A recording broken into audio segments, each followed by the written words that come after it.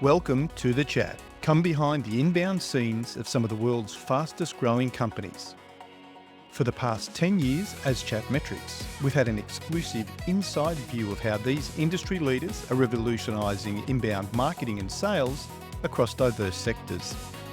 Each week, we bring you conversations with top minds in marketing and sales who share insider secrets and strategies for driving inbound success. Join us on The Chat, your front row seat to the future of inbound.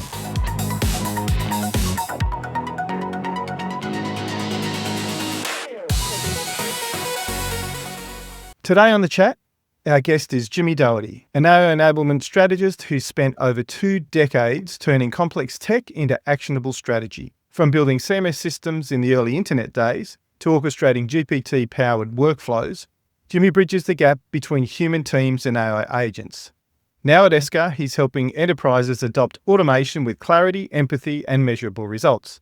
If you're curious about the future of AI in real-world workflows, this conversation is for you. Jimmy, welcome to The Chat. Awesome. Thank you. Thank you. Let's get on to a topic straight away. Can you tell me what's the biggest problem you're currently solving? There's 2 lines that I'm really problems that I'm searching to solve. The first problem is, of course, the adopting AI in the workplace. I'm not finding people are having a hard time, at least from my perspective, adopting AI. What I'm having a hard time is for them to start understanding what it's going to be. I mean, there is this whole layer of what they see in the news and what they hear. It's a bit of but reality is that they don't know how it can help them. And that's the problem I'm looking to solve, whether it's on my personal projects or at work. And then the other one that goes in line with this is, how is AI actually going to fit in the workflow? How is it going to actually help you, right? And I think those are the 2 challenges that I think we see today. So I'll just say this before we move on. I've got some questions which are more generalized. I've got a special section. We spoke about the Spotlight series on AI. So I've got a section with some questions specifically on that. What I'm talking about now, though, is your more general role and what you're doing on a day-to-day basis, which I kind of guess you've answered that anyway. Yeah, I mean, I do. In my general day-to-day, there's a couple of things that I'm juggling or at least exploring. First and foremost is at Esker, we're really pushing to move AI into the workflow, but also educate our customers on where it's valuable and where it's not, or where that human intervention needs to be. And that in itself is exciting, right? Because we're seeing a lot of are starting to see what the future is and what the future could be. And they do have those questions like, well, where exactly does this AI fit? Where exactly do I fit? And how does that work? And like I mentioned, personally, I'm always working on ways to implement AI into people's, and whatever it is, I try to stick it in there. It'll be weeks ago now, but I did see your post earlier today where you've built a team of GPTs, effectively, an AI agent force, effectively.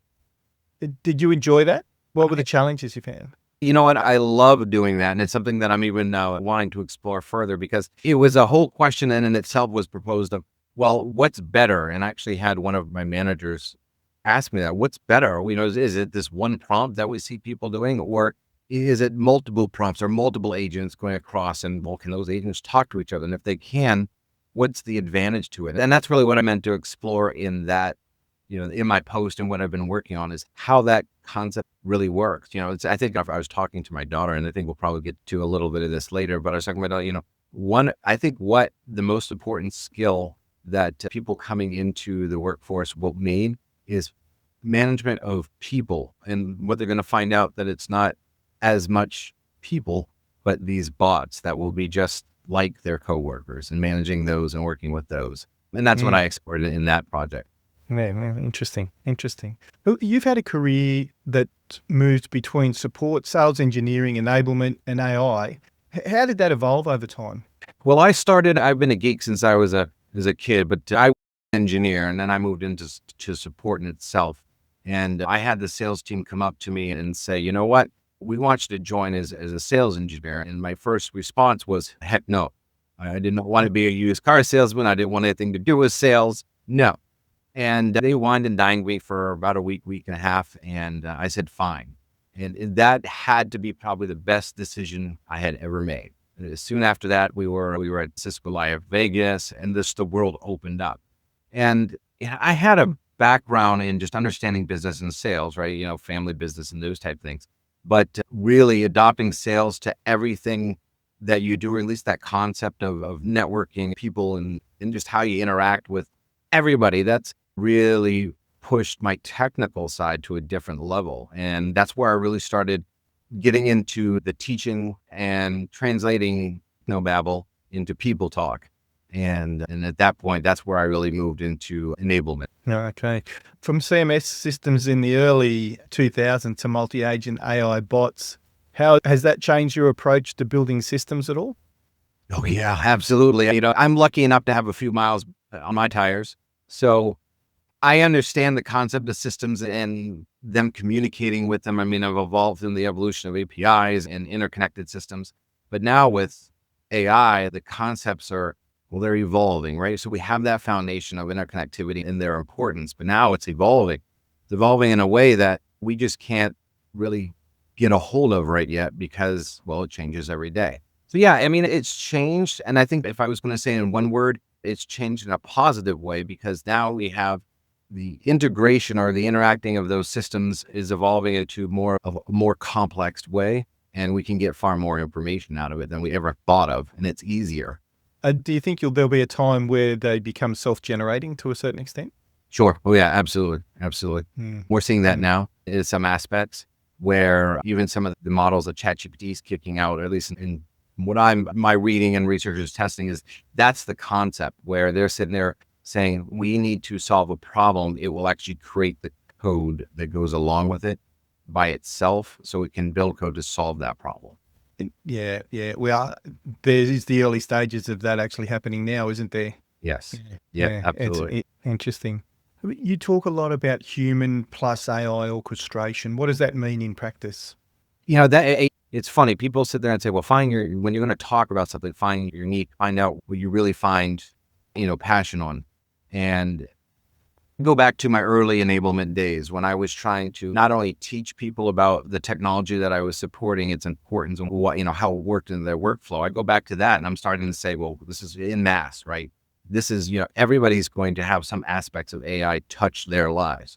And so I really made it, 24/7 learning about everything I can on understanding how AI is going to fit into the human workflow in all of these aspects, right? When I come in every day, what is it? For me, in that top tier of people that every day I come in, I'm talking to my agents. They're helping me with what's going on during that day. And it's not just general prompt. It's like everything from Google Gemini to ChatGPT across the board. And a few of the other models, even the ones that I'm using with multiple touch agents going on there, I'm interacting with it. So I'm exploring different ways that people are going to be interacting with it. And where I want to shine with this is in ways where things can be explained to teams to where they sit there and say, yeah, you know what, this is it. And that's why I kind of get in that whole, here's your cape story. It's like, I don't want people to say this is replacing my job. I don't want people saying, oh my word, this is this horrible. I want them to sit there going, oh my God, I can't believe that I'm able to do this. I'm able to do 100 times more than I ever thought I did. I mean, we go back in a reflection of history, right? And people were making shirts by hand.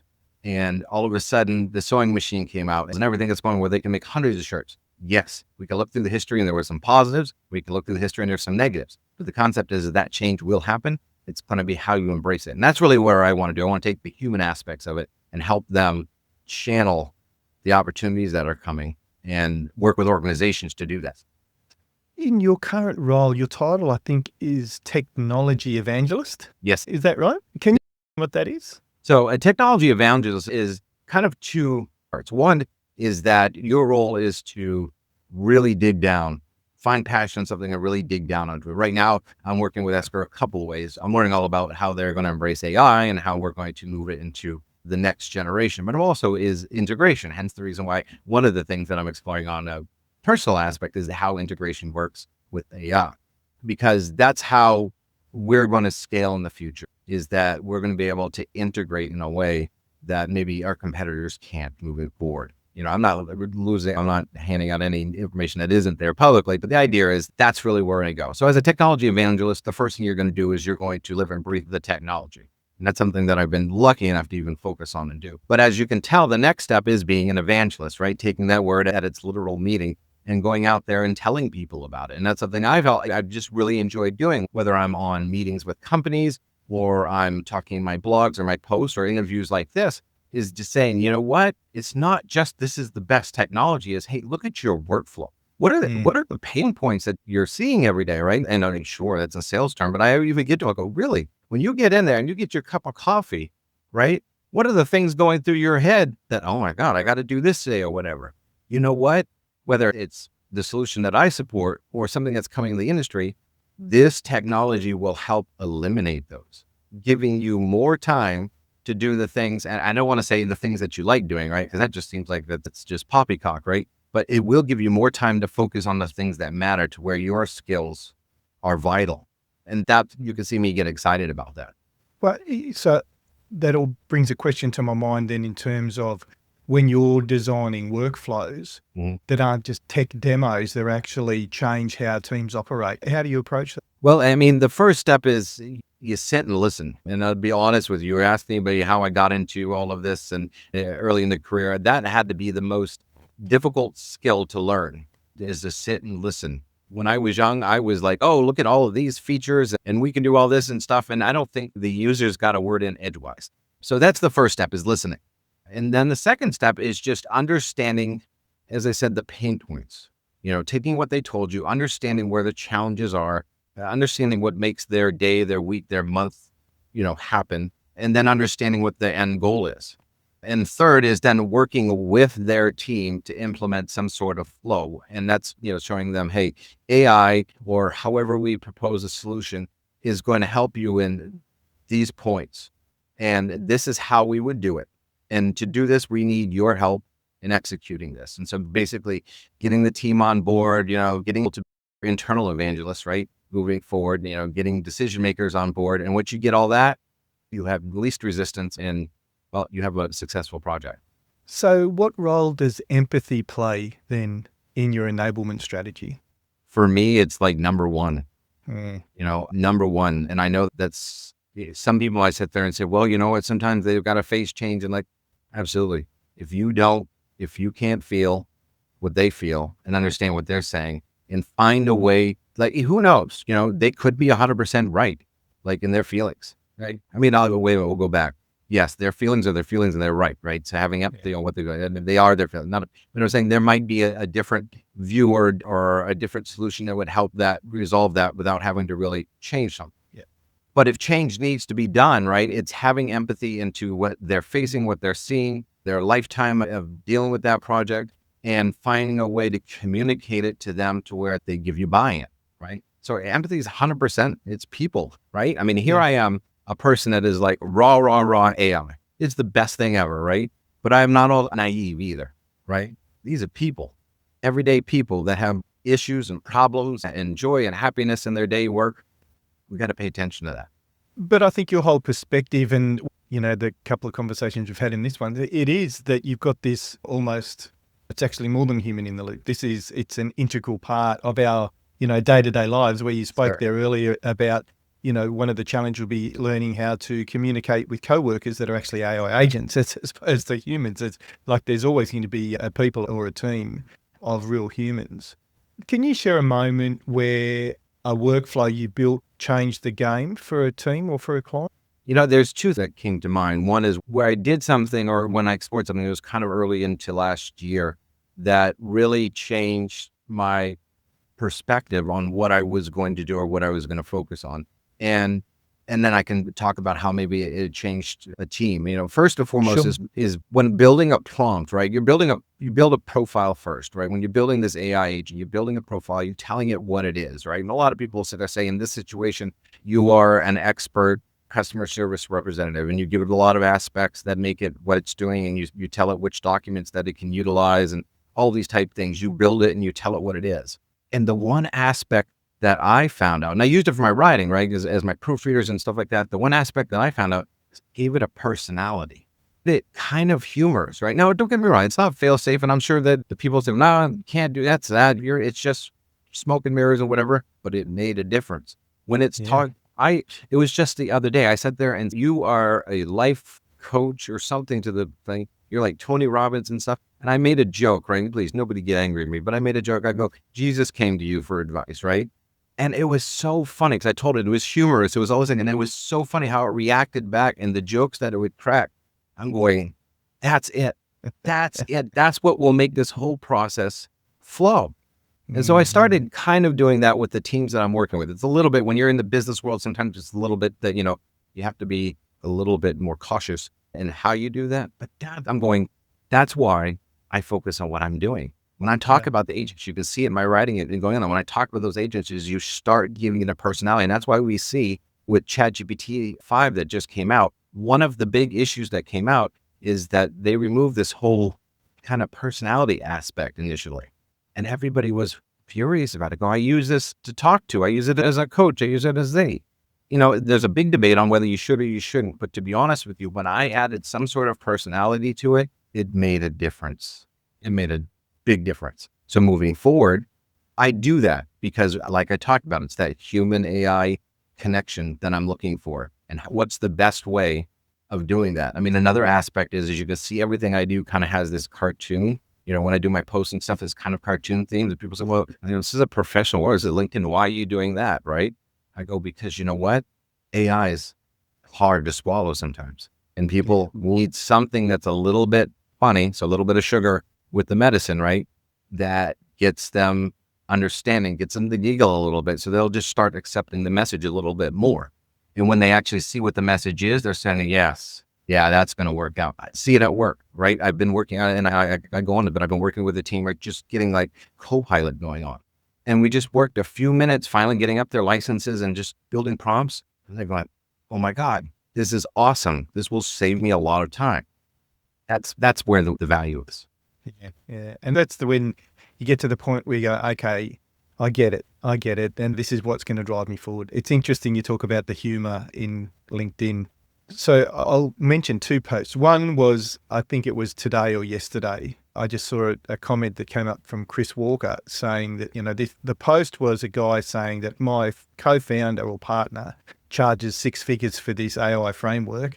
I'm going to give it away for free. It's an obvious lead magnet. I'm sick of seeing those things, to be honest with you. It's like there's a couple of the lead gen gurus out there that have gone through and said, do these big lead magnets and giveaways and you'll get hundreds of leads. And I think, when you're on an interesting topic, it's easy to get hundreds of names and maybe or email addresses, but they're not necessarily leads by any stretch of the imagination. And Chris's comment was just that. It's just fake. It's presented as giving, but really it's just capturing contact details to try and create lead gen. And to that vein, I did a post a month or so ago, maybe a little bit longer than that, which was, have you seen that GIF? And I can't remember what they call it, but it's like a GIF that there's millions or literally hundreds of little paths to follow in the GIF. If you have a look back through my feed, you'll see it. And, I said, this is the workflow that books 4,000 meetings for us every single day, blah, blah, blah. And it was just a whole satirical thing. I just took the mickey out of the lead gen gurus. That post went crazy. The post went absolutely crazy. It was like, okay, so I can see there's a lot of people that post on LinkedIn. It's supposedly only the 5% or the 1% or something. But there's a lot more people that actually see the stuff that's in there. And I think when you actually crack that thought that the majority are having, that's when you start to see people that, the real side of what's going on. I agree. I mean, and for me, what I've found, any success that I had is, I tried to add that I'm honest, right? A little bit of humor. Okay. And I'm not asking for anything. I go, here's this information. And I'll usually sit there and say, you know what, ask a question or comment or whatever, what do you think? Something to that aspect. But the subject's strong. And when you do it that way, people just start pinging me. It's like, hey, what do you think about this? Or what do you do about that? Or, hey, tell me more about, X, Y, or Z. And the reason why I bring that up and kind of, hitch it to what you're saying is that we're dealing with a technology guy, right? Is unlike any of the other things that people are trying to sell or promote or teach on LinkedIn. AI will change the world. Again, like I said, I got a few miles on my tires, but I'm sure everybody that we're in our audience remembers somewhat of when the internet came on board, and how it changed our life in a way that even today we can't imagine, even me. as somebody who, I was the dial-up BBS guy, in my little 8-bit computer and stuff like that. I can't imagine a world without the internet. It was only 2004 that when we were driving around, we were using Riverdexes, Yes.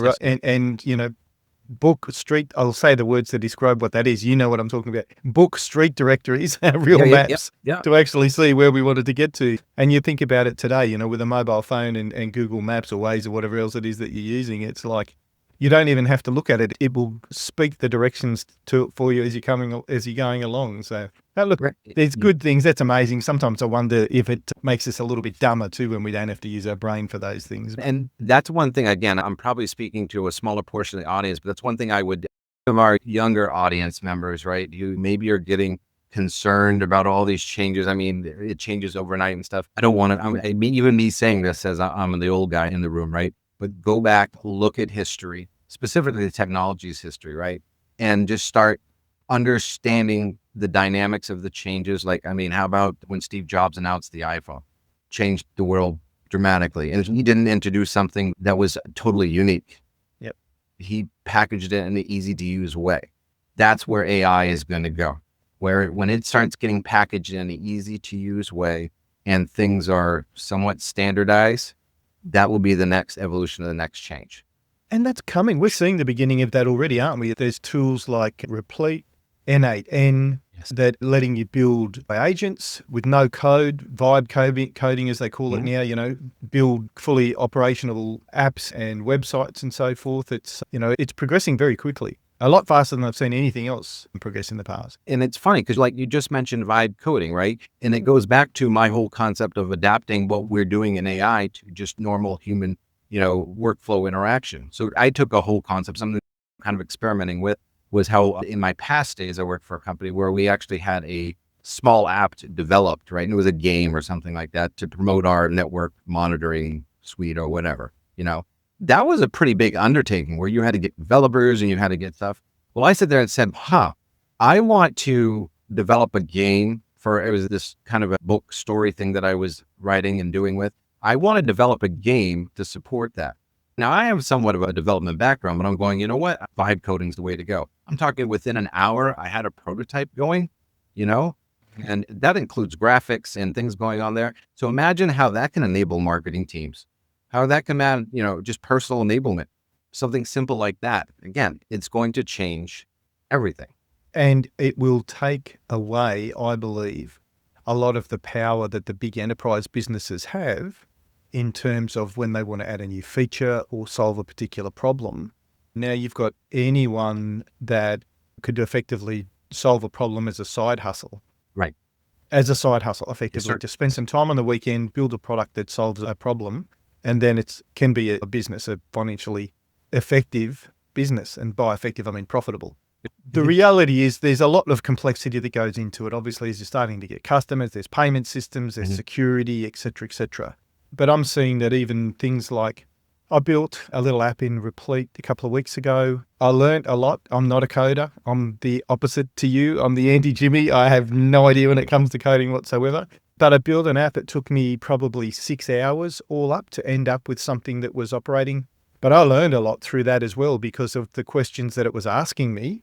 And when I went back to make changes, I realized that I needed to have the full scope at the beginning because it meant it had to go back and rewrite, databases and those types of things to make sure that it was actually could deliver what I was looking for at the end. But it was a fascinating process. But to think that I actually produced a working app, zero code whatsoever, purely with one of these products and a GPT or a LLM. It was just backwards and forwards between what else do I need to think about here so that it was delivered a product. It was fascinating. It really was fascinating. And that brings up 2 points. First off, I reach out to any of the young support engineers or anything out there. Find, if you're working for a company, learn as much as you can about their product. Find the things that maybe won't work or need to be improved on, maybe just integration or whatever, especially in my world, right? And build it. Use a GPT, an LLM, use it and build it and talk about it. Be the evangelist, because that's what's going to set people apart. We hear a lot of things about the work world's changing, evolving, and that is going to be one of the aspects of how AI is going to change the world. But they have opportunity to shine. And then the other point that I want to make, and it's just a personal case story, right? I'm moving in. When I joined Esker, I didn't know ERP. I came from NetOps and SecOps, network security and network operations, visibility. I didn't know much about ERPs other than, having worked with a couple of companies and seeing, how we were going to monitor their applications or whatever. I needed to get on board fast.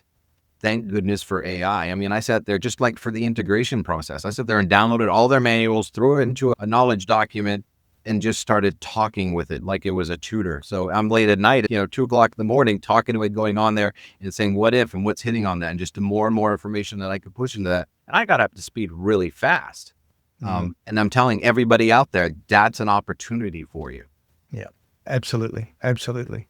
I really just want to circle back to your posting here. You talked about David the Doer bot. Had you sneak David the Doer bot into workflows yet? And if so, how did you do that without freaking out the team? This is something I completed over the weekend. I haven't yet. And the team project of getting everybody on board is we just moved past the making sure everybody had licenses and all those things that are going on there. I am impressed. I mean, everybody would say this, right? But I'm really impressed with the team's adaptability. I think that's the word I want to use, into using it, right? And they're going, I've already seen them starting to build automated pitch decks or whatever they had to do and get that information. I'm going to start introducing it in our talks, right? And I found out what really works is I sit there and show them, right? It's kind of like a show me thing. We'll be having our SE meetings and I'll do a little tech session in it. And at that point, I'll sit there and show them, and I did this. But in this situation, the example that I gave David was we were talking and I would be sitting there going, okay, great. We need to deal with this certain scenario. And I would tell the master bot, and master bot would give me all the information they had. It goes, well, you might want to talk to the technical bot for coding, like API and all that. So I do the ad signing, pull him up and say, okay, I want you to look at everything we talked about. And he would, the bot would tell me more about it. And then I would sit there and say, okay, David, I want you to throw all this into a Word document. That's where David would kick into it. Now, there's a lot more that, that I want to do, like with the zero code ideas where it just sits there and logs everything. There's a lot of ways I'd like to go with that. But again, as a proof of concept, this really worked. And when I start showing the team these type things, they're going to say, well, how do you do that? That's the first step with the teams. Well, how did you do that? The next step is they do it. And they do things that I couldn't even think about in a day. And that really where it shines. What platform did you build all of that in?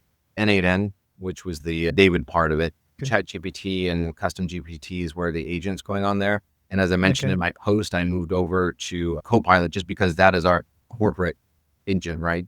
And that's something you got to pay attention to. I mean, anything I do personally, that's great. I can use my stack and I don't, I'm all confident in it.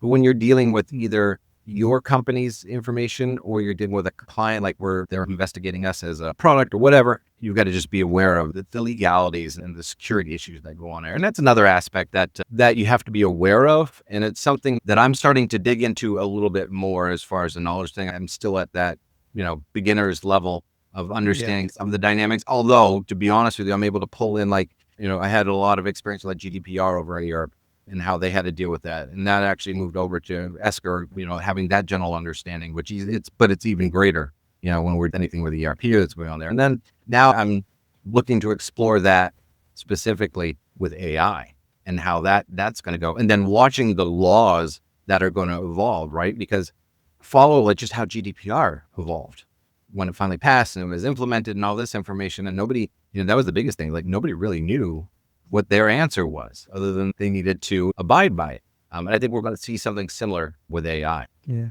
And so with the chat GPTs, how do you connect those to N8N? As in, can you put them in the custom GPTs each as separate connections, or do you call them up in the N8N? How does that work? Yeah, I called them up. It's pretty simple and was I think I pushed it in a command.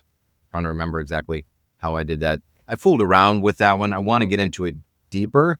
I think what I want to do is I want to take it out of that environment and coding it a little bit forward, because I'm working on a side project of mine is building personable chat agents. Maybe I'll use that as a term. I'm not sure, but the idea is that taking that idea of personality into a chat agent, making the chat agent actually look, the outside of it look like that personality, but making sure the aspects of that personality is there. So, one of the sites that I have is for young people who are, early in their career and maybe they have adult ADHD or they either have it or they believe they have it or whatever's going on there. And it's a site dedicated to that.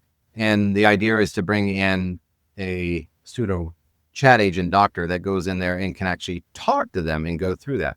So again, it's kind of a proof of concept, but giving it that information and giving it that personality makes it easier to digest. Yeah. Okay. Oh, thanks. Look, it's been great having you on the chat. Thank you. I'll put all of your ways to connect with everybody on the bottom of the podcast here. Are there any particular books or anything you're reading at the moment that you'd like to share? Boy, I tell you or what, recommend? there's one that I shared on LinkedIn, and it was on AI and education, and I don't remember the top of its name, but I really like that because it's another little side aspect that I'm going on journey of learning more. My wife's in education, and I was lucky to work in the school off and on for a year and a half with classes. And it's the concept of how AI is going to change education. It's a whole other world that AI is going to change, overnight.